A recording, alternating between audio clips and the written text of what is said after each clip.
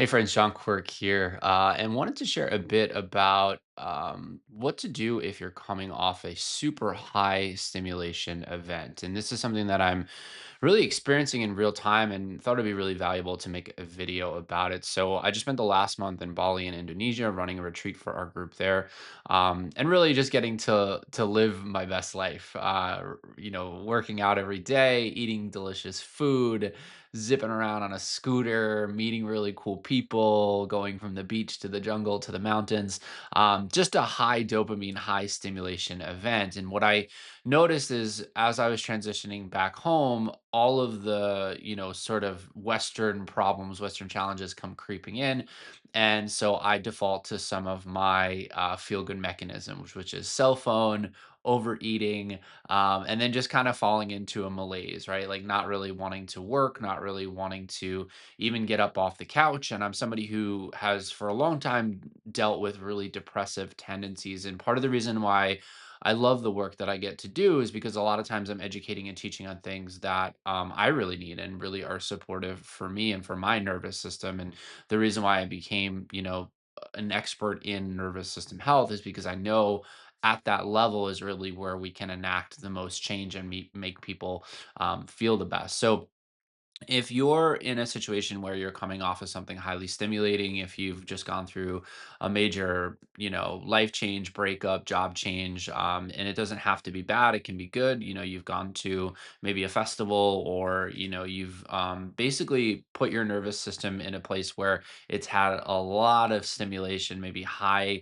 doses of cortisol and or dopamine. You've kind of been on this roller coaster of going up and down, and now you're on the other side of it, and now what, right? Well, there's a couple really easy techniques that we can use to get ourselves back to a level of homeostasis and hopefully avoid that depression, or that kind of existential dread or anxiety that I sort of referenced before. So simply, it's really about creating some really foundational practices that you can lean on. For me, it's meditation and breath work. These are my two favorite ways to kind of shut off all of the analytical mind, the mind chatter, and really come into the essence of who I am. So making sure that, I'm not allowing my phone, I'm not allowing the news, I'm not allowing outside stimulation to really kind of run the show of what's happening internally.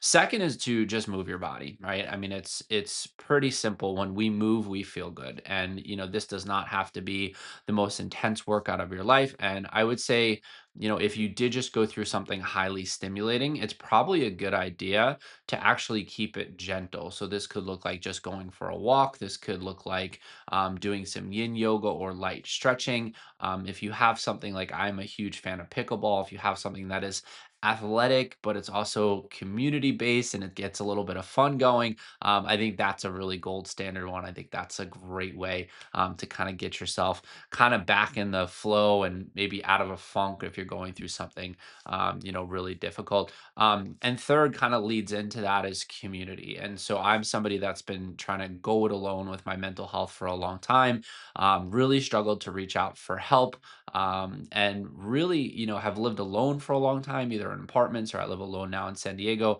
and discounted how powerful just being in community can be. And just last night, I was signed up for this pickleball event, and I was doing that thing I think we all do where we kind of lay on the couch and we're like trying to come up with all the reasons that we shouldn't go, or don't want to go, not that we shouldn't go. But I actually booked it earlier in the week knowing I was kind of needing some community based things. And again, pickleball does that for me.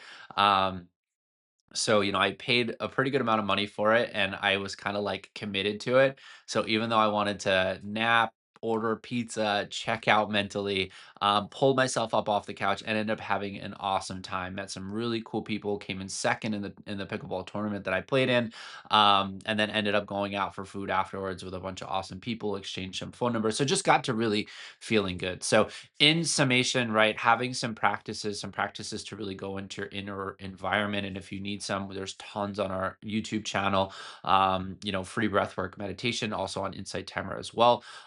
Secondary is really just moving your body, doing something for your body. It could also be a massage, like just getting those endorphins and, getting that boost of, moving your body, moving blood, moving fluid through your body. It just is a 10 out of 10, amazing way to get back into a good state. And then third is to seek some community, is to really be around some like-minded people, people that inspire you, and really, actively seek that out, even though the couch and the pizza might be calling your name. So hopefully this is helpful if you're coming off of something really big, something really major. Again, this doesn't have to be bad. This could also be good, just ways to kind of really ground yourself, get yourself back into like a really steady, good routine, and hopefully gets your, mental health back in a good space so you can move forward and be your absolute best. Guys, thanks for watching.